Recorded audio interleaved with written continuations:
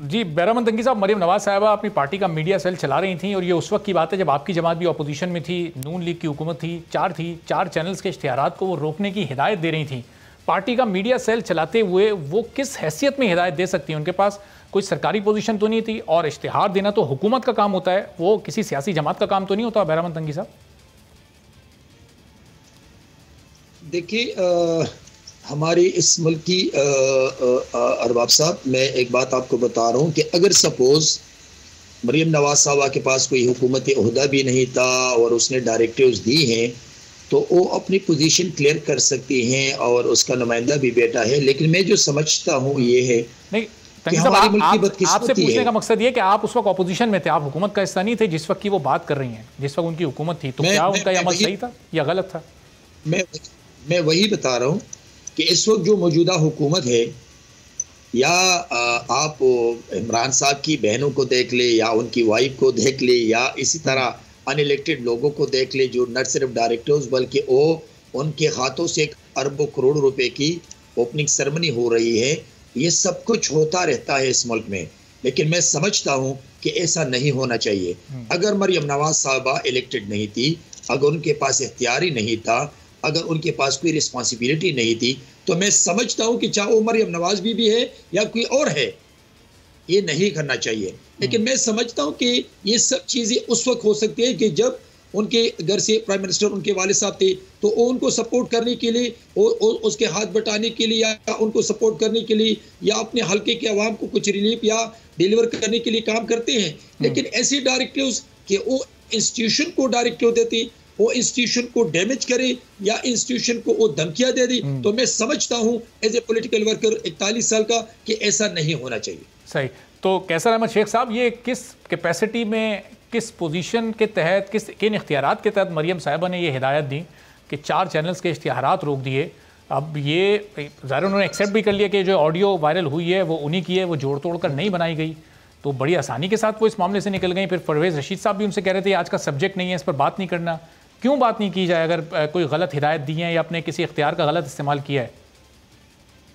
देखिए, ये तो उन्होंने बड़ा क्लियरली कहा कि वो मेरी आवाज़ है।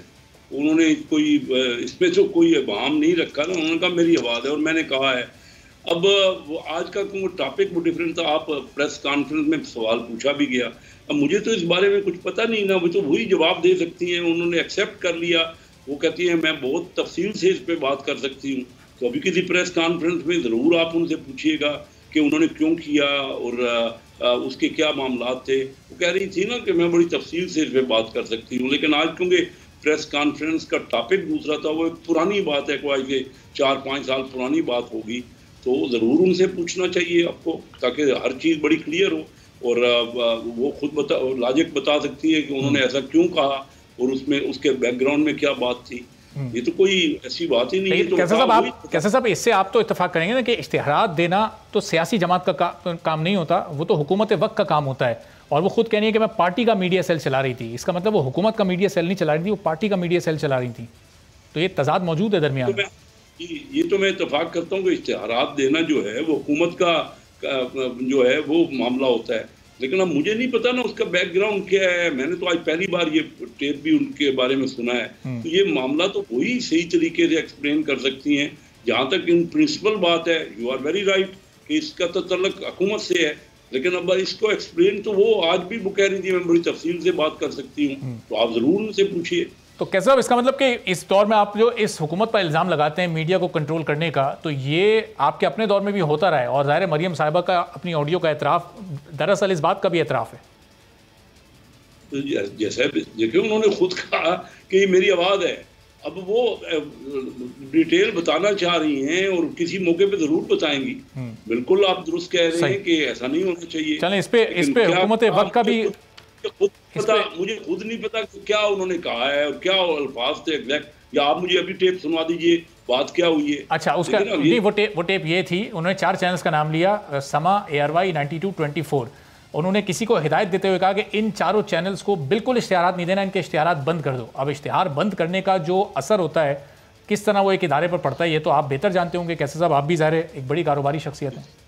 जी, ये तो बात क्लियर है ना कि उन्होंने ये कहा और ये अब वो तो खुद मान रही हैं कि मेरी वीडियो है, तो जो बात है अब आप ज़रा उनसे और क्लियर करें ना, उन्होंने क्यों कहा। मैं तो इस बात का, क्योंकि जब तक डिटेल पता ना लगे मैं ज़रूर इस पे कमेंट करूंगा। अगर मेरे सामने मैं खुद वीडियो सुन लूँ और फिर अगर उनकी पॉइंट ऑफ व्यू भी सुन लूँ ना, जिसका मामला है उसको अपना पॉइंट ऑफ व्यू तो एक्सप्लेन करने देना कि किस बैकग्राउंड में किन वजूहात की वजह से उन्होंने ये कहा।